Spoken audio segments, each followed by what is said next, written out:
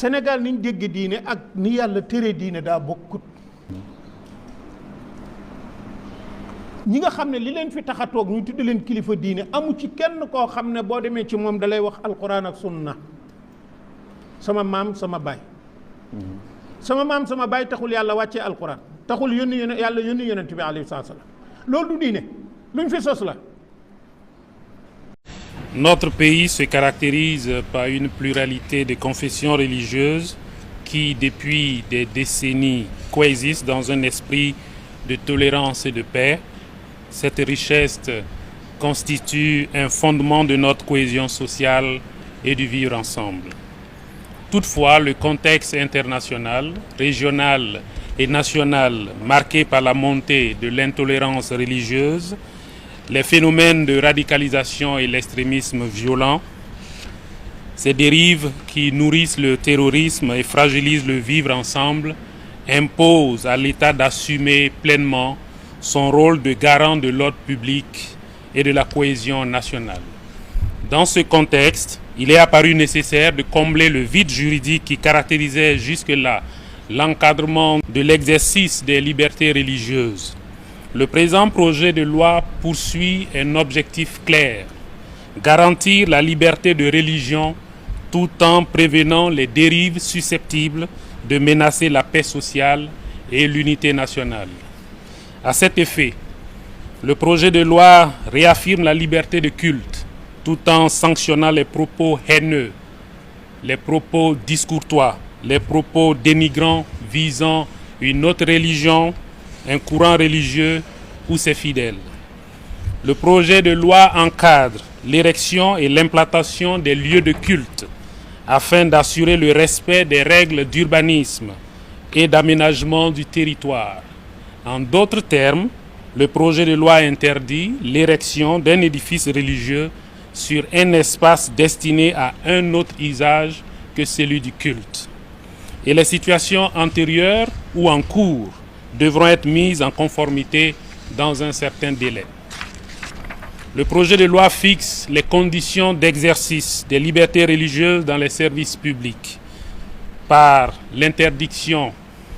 de l'érection d'un édifice religieux, quelle que soit sa forme, dans un service public, à l'exception des formations sanitaires, des établissements pénitentiaires, des casernes et camps militaires. Il prévoit des dispositions relatives aux nuisances liées à l'exercice du culte. Il responsabilise les communautés religieuses et les fêtières, notamment à travers la mise en place d'organes de contrôle des prédications. Le projet de loi institue des sanctions administratives et pénales dissuasives ainsi que des dispositions transitoires permettant une mise en conformité progressive. Ce projet de loi marque une étape importante dans la consolidation de notre modèle de laïcité, fondé à la fois sur la liberté religieuse, la responsabilité collective et le respect de l'ordre public. Son adoption par l'Assemblée législative de transition constituera un signal fort, celui d'un État qui protège les libertés tout en se donnant les moyens de préserver la cohésion nationale et le vivre ensemble. Assalamualaikum warahmatullah. Ñu ngi nuyu ñëpp di ziar. Imam, ak loo ñàkk dégg français wala dégg li kii wax. Li ma la wax exactement loolu la wax. Man dama dul déglu seen daggetu vidéo yi ak daggetu audio yi. Damay dem ba ci maanaam fa yëf yi xewee xam lan mooy projet de loi bi ak lan moo ca nekk. Docteur bi lan mu wax man ko koy toppee. Mais daggetu vidéo yi ñëwal bii c'est officiel. Ak seen daggetu audio yi moo tax seen bopp yi ay maanaam ay yu bëree bëri ñoo ci nekk yoo xam ne ay mbir la yoo xam ne amut aslan li mu wax jeena problème d'insécurité bi am nga xam ne dafa jóge ci discours haineux maanaam daa am ñu ñëw taxaw ne man maa ne ci dëgg yow ne woo ci dëgg ba muy jur ay jafe-jafe ba mu jur radicalisation ba tax mu ay terroriste am fa tey lan ne loolu dañ koo bëgg a taxaw combattre ko combler benn vide bu amoon ci seen ay loi mooy lan encadrer kenn ku ne sa ngëm ci dëkk bi nga am liberté pratiquer ko chrétien bi am liberté pratiquer julit bi am liberté pratiquer kenn du jàpp sa morom di ko boddi jàpp ne da nga ko war a yóbbu far force ci li nga nekk bu ko defee ñu mën fee dëkk ci jàmm fépp bépp barab boo xam ne dañ koo defan ngir laneen surtout bu dee service public li dañ faa tere tabax fa jàkka lieu de culte jàkka église ak lu man di doon duñ ko faa tere ça c'est clair mais du place publique ñaari mbir la yu wuute place publique boo ko waxee penc mi sax ci la bokk kon buñ ko waxee pare xanaa dañuy toj jàkka yi nekk ci penc yi ak ci quartier yi service public la ñu wax te terewul julli jàkka la tere ku tabax lieu de culte kon c'est clair. imam ëwalan waa Burkina terew ñu kuy julli ci lieu public yi kenn terew ko loolu dama bëgg mu leer terew ñu ku julli ci lieu public yi te sax waxuñu lieu public mais service public la ñu wax kenn terewul ku julli ci service public wala nga mees wala nga xam looy def selon sa diine Burkina terewul loolu li mu tere mooy ku tabax jàkka ci biir service public yi yéen nag xam naa déggu leen français du ngeen xam mu ne public rek jàpp ngeen ne mbedd mi la wala service public mooy service su état yi nga xam ne public service public yu état yi boo demee ci administration yi ci préfecture yi ci biir maire yi nangam sangam ndax dañoo gis ne benn jullit dañ faa nekk mais chrétiens yi aussi bari fa lool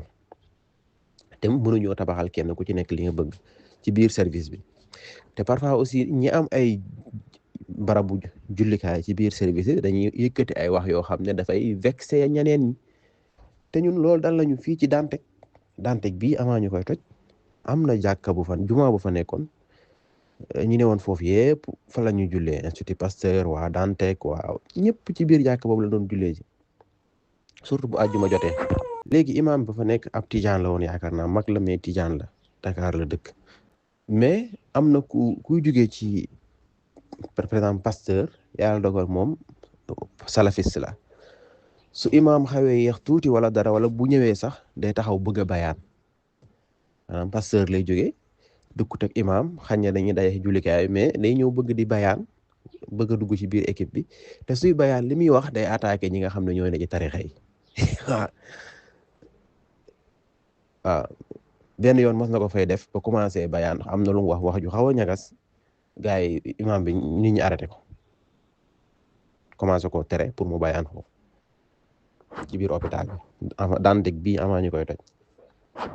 waa ji bayaan man ak moom ñoo nekk xam naa ko bu baax maanaam àlluwaam sax soriwut daa dugg ci salafisme bi rek commencé bëgg voilà na ci discours yooyu mais ñoo bokk ba barab buñ nekk àlluwaam soriwut ñooy bokk di ndekki xam naa ko bu baax mën naa ko jàngal ak njabootam yëpp mais yu mel noonu nag lool bu fekkee mooy xew Burkina parce que salafis yi am na ñoo xam ne mën bi nekk ak ay njuumte kese la li ñuy wax di ko bayaan ay njuumte kese la sharia santu leen ko nit ki même boo wuutee ak moom ci ay masail yàlla subhanahu wa taala daf laa wax ne la nga wax wa jaadilhum billati hiya ahsan waaw kenn du tiim sa moromu julit naa kon ab bokkaalekat nga ab yéefar nga ab nangam sangam nga ab lu ne nga di ko wax wala biir jàkka ji wala biir jumaa ji ñu baree ngi fi confession yu bare ñi ngi fi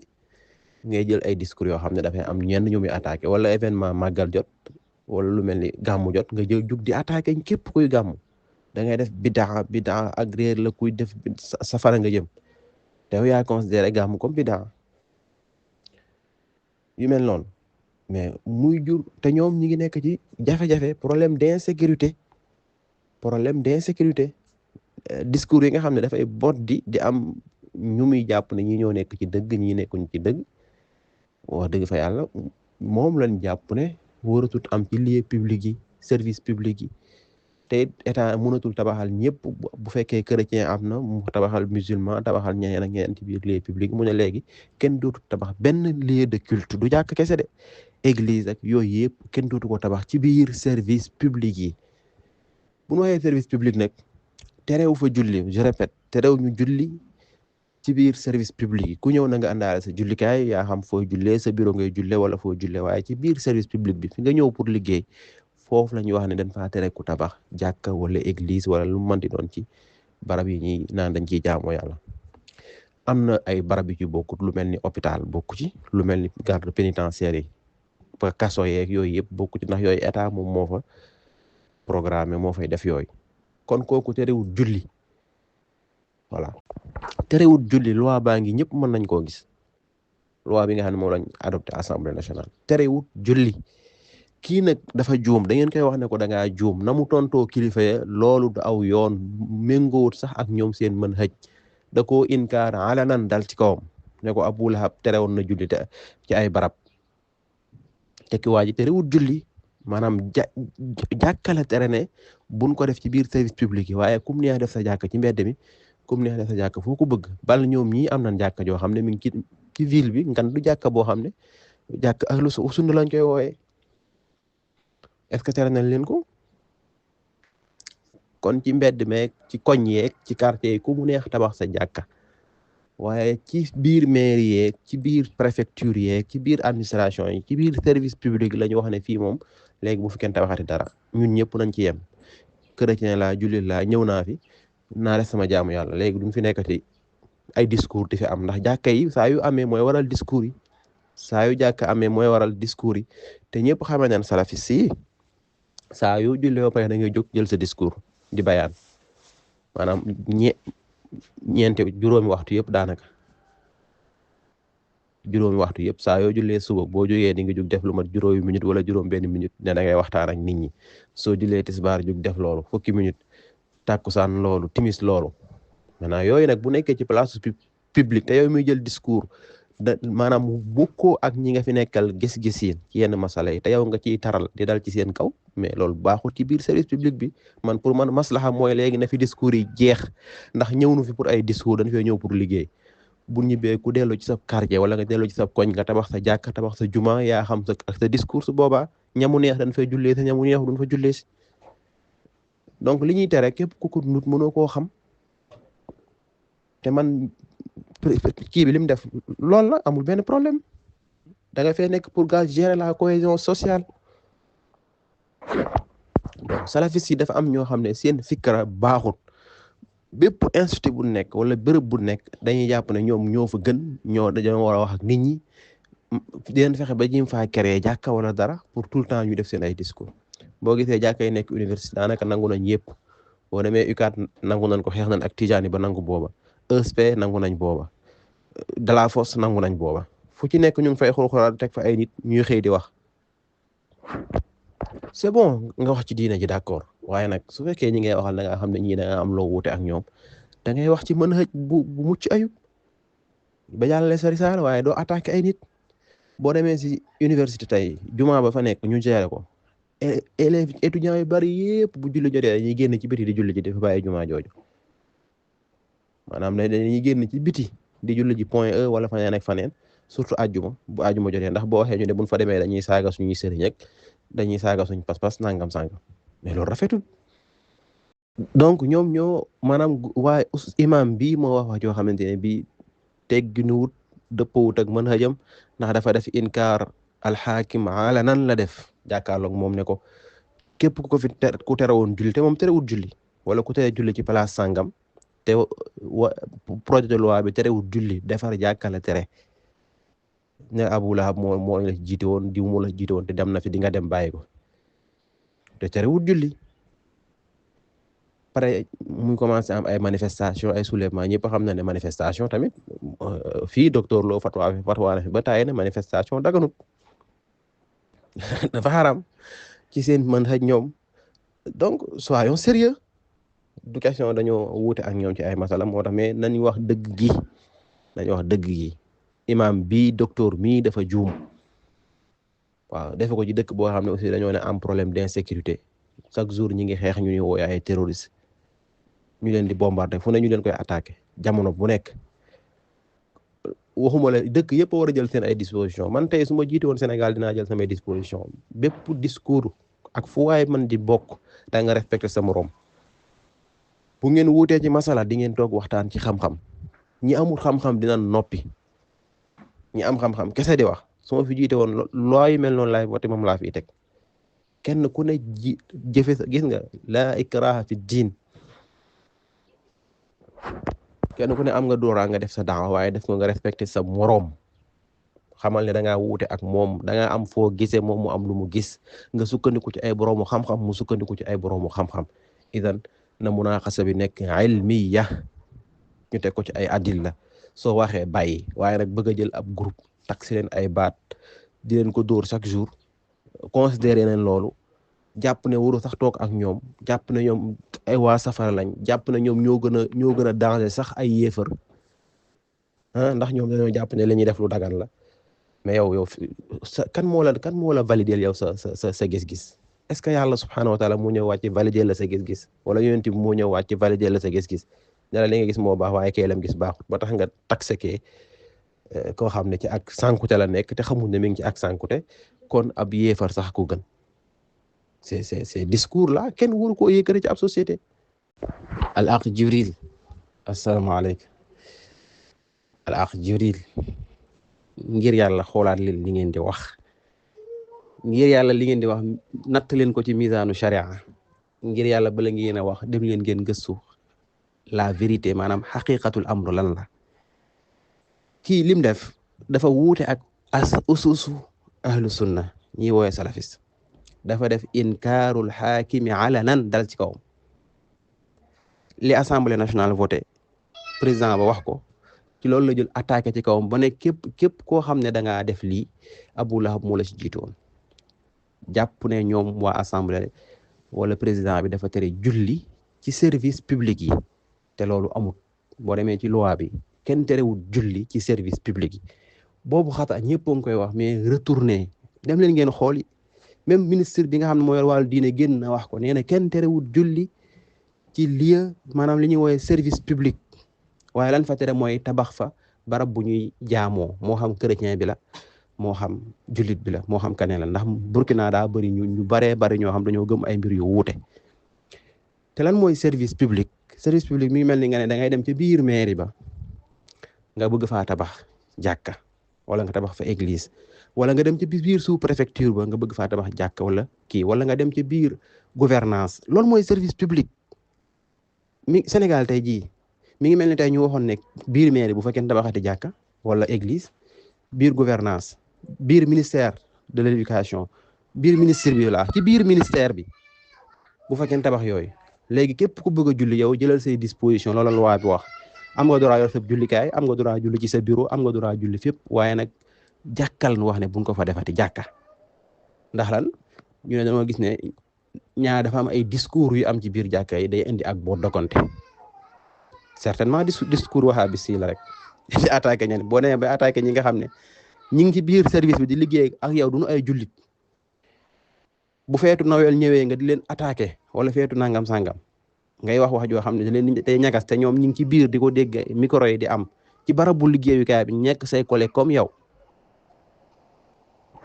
wala ñi nga xam ne dañoo bokkoo ay am ngeen ay masala yu ngeen wuute comme ñu nekk bokk ci tasawuf nga defar sa jàkk ci biir imam ba am fu mu bokk di am ñu muy attaqué ñu ne loolu day jur ay bord de compte beneen bi mooy état bi mënul matal fépp bépp service public mu def fa jàkka def fa église ndax mu amul droit def jàkka te du def église kese waaw lii bépp état bu ko wax mais am na ci droit surtout état boo xam ne am na nekk na ci moment boo xam ne terrorisme moo ngi koy sonal comme ni muy sonalee Mali chaque jour ñuy am ay attentat ay bombardement am na droit gis ne loo xam ne bu ñëwee di gën a indi ak fiiwale ci biir société bi mu jëm ci moom li mu yilif ci biir li mu yilif am na droit ne léegi lii nañ ko fi arrêté waaye terew ma julli de terew ma julli fu waay neex mën ngaa jullee waaye nag jàkka yi moom bëggatuma mu am ci biir service léegi kenn ku ne am nga possibilité tabax sa jàkka ci mbedd yi tabax ko fu la neex sa quartier am nga droit tabax sa jàkka am nga même ñoom ñu di wax am na mosquée sunnite bu ngand bu fa nekk kon kooku terewul julli terewul tabax jàkka mais daa am fu mu ko tere parce que maslaha am lay wut te mooy alxaakim docteur bi dafa génn ne képp ku teree julli ci ay barab xamal ne Abu Lahab moo la ci jiitu woon xamal ne ñi ñoo jiitu woon ñooñ dem nañ bàyyi fi julli yow da ngay dem bàyyi fi julli kon dafa inkaar li nga xam ne moom la waa dëkk bi gis te loolu moom la ulaatul amri gis ne lii mooy maslaha dëkk bi pourquoi moom dongu mu wax ci wax ju mel noonu alors que yéen jullite nga fa te waxuñu ci loolu am na ñeneen ñu fa nekk représenté diina ji li te waxuñu ci loolu. alors ñi wax ñëpp ku ci nekk nangu nga ne yow bu doon yow la doo ko wax waaye moom wax na ko donc war na ko waaye dañ ko war a bàyyi kenn waru ko def dara te yow bu doon yow la doo ko wax donc xoolaatal li ngeen di wax na ay islam nii la may non non bu ko tëkkaleeg jamono bi islam di juddoog nangam sangam déedéet du loolu da ngay itibaar jëf ji mu def ak fa mu ko defee ak kañ la ko def ak na mu ko defee ak lu tax waa dëkk ba jël yooyu décision Ibrahima Traoré ab jullit la te ci ay discours am da ciy feeñ da koy wax mu leer nañ day défendre diine ji ba waxee ñim jubóor mooy ñi nga xam ne ñooy def affaire extrémisme dem ba wax ne léegi dañoo war a jihaad loolu moo xew Mali est-ce que ñu xew Mali yow rafetlu nga ko loolu moo xew ci ab dëkkam aussi ku nekk ci situation boobu kay am nga droit gis loo xam ne foofu la jëm nga arrêté ko soyons sérieux quand même te bàyyi waxu xale yi ñuy wax